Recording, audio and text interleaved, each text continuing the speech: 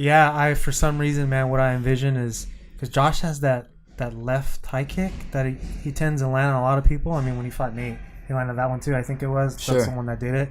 He throws it from a really weird angle, man, but it lands and it's quick. So I've a feeling we're gonna see Josh land that. Yeah, the second time I fought him, I remember I did a jab right out the gate, and he did that kick, and I slipped, and it was like just low enough where it didn't catch me in the face, but it could have been like a game changer in the whole thing, and I kind of dodged the bullet there, and if you jab and slip that jab, it's kind of a setup right into that, so he can jab you try to dip that, and he's gonna throw that kick, so I kind of, good thing I learned my lesson right after the first one, but I remember seeing that, so yeah, it's tricky, and it's not an easy kick to throw that way, so you don't expect it from a fighter. So when Josh throws that, it's kind of close quarters. So yeah, that sneaky fucker, huh? Yeah. Yep.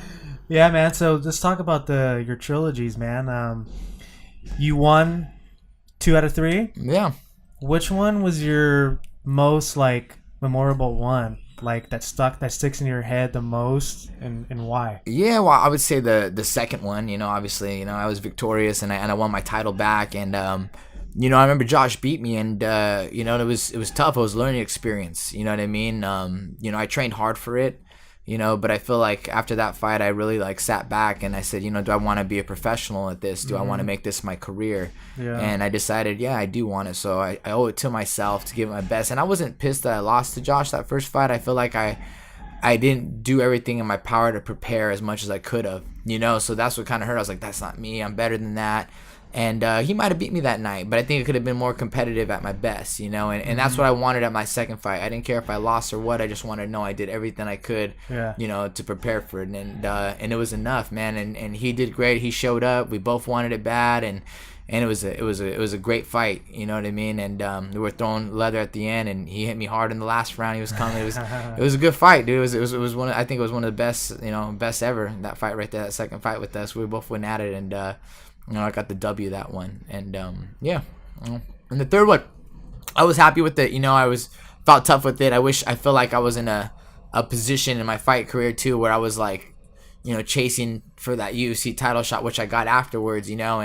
And I was told a lot of different things during that time of who I was going to fight next, where I was going to fight next. It was in the whole time of the UFC getting owned by Strikeforce and re-upping contracts, not re-upping contracts with Showtime. Okay. So, am like, am I in the UFC or am I being Strikeforce for the rest of my life? I'm like, am I ever going to fight these guys? I'm going to have to fight Josh Thomson 20 times, So it was more at stake than just fighting Josh Thomson coming up, then, right? Yeah, it was more like, I don't know, I could just say I was in a good place. I trained hard for it, but I was kind of a little bit thought I might be in fighting Strikeforce for the rest of my life under Zuffa ownership and Showtime and just renewing some contracts and not getting the competition I wanted to compete against initially, but it was definitely a challenge, and man, that was a good fight too, dude. Josh came out there, and and I feel like I ran with it really good. I feel like I won that fight. I know he's gonna say differently, dude, but I brought it to him. You know what I mean? I feel like I always chase him.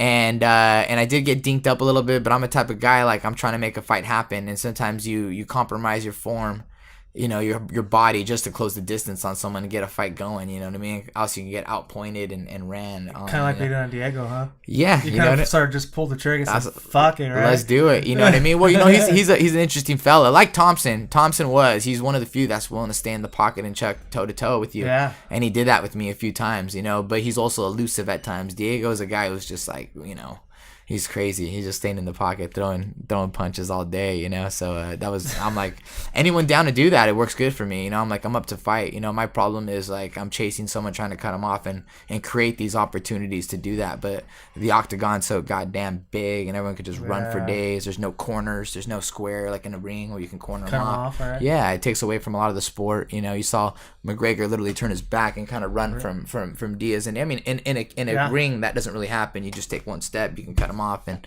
stuff like that, and not just to point that out, but I just was there front row, so I seen it. I'm like, damn, if that was a ring, it'd be differently, Yeah. Just an observation because I'm there, Right. Yeah. We still get messages on our Instagram page for this podcast, and I still get in my inbox or people tweeting me. They still talk about your and Josh's trilogy, man. Yeah. That makes me happy. Time goes, and I know people forget. Yeah. You know, but I see like, you know, I see guys like Takanori Gomi walking around. You know, I see, you know, Shogun, you know, Bustamante, you know, or, you know, all these guys that are legends. You know, you got to remember, you got to know your history. You know, I know it all, dude. Yeah, you know, you got to start from choke, you know, to like Exactly. UFC 1. You know, and I could say like we've seen it from the beginning. My first one was UFC 4, but like, you know, it's kind of tough as generations go by, but we're gonna know from day one, you know, like who the first of the first was. And this younger generation now, you got to think people were born, you know, 23-year-olds were born in like first UFC, right? You know, so you got guys who've just grown up with this their whole time. They don't know it all, you know. But it's anyways. My point is you know, it's cool to be remembered and to be put in the books, and hopefully people look back on that and they refer back to that, you know, and show the youngsters that, you know. Yeah, it's cool because, you know, even after your fight, after Josh's fighting, you guys are owning gyms and people are like courting you guys to train with them. So I just don't think your guys' memory and like your guys' fights, I don't think they're going to forget you guys at all. This is my personal opinion. I hope so, yeah. Fights, you know yeah, I mean? Man, yeah, that's cool. Who knows? There might be a fourth one day, you know what I mean? Who knows, dude? You never know. Yeah, that's funny. That would be sick. I want to watch. What about you, Dave? Want to watch that shit? Yep. Shit, you never know. 4 or 5, you know, just run it back. All right. Yeah, let's go. Hey, but if that happens, Dave, I'm gonna have to like skip the podcast for a couple weeks, and Hey, you know what I mean? does that mean you're going to Bellator? I say, who knows? With the age of the sport, you know, I think, you know, with moves being made, you know, this whole Ali act might kick in. Who knows? People might want to throw a crap load of money around to see part 4. You know what I mean? People might want to see Diego and Gil part 2 and make this thing kind of happen. Who knows what the future holds for this sport? But yeah, you know, you always gotta to roll with it. You know what I mean? You don't know what's gonna happen. You know, so yeah, all you know. That's why it's hard to become friends with everyone and you know do that. The day I retire, you know, you can move on. You know, but for now, it's you gotta stay on your toes.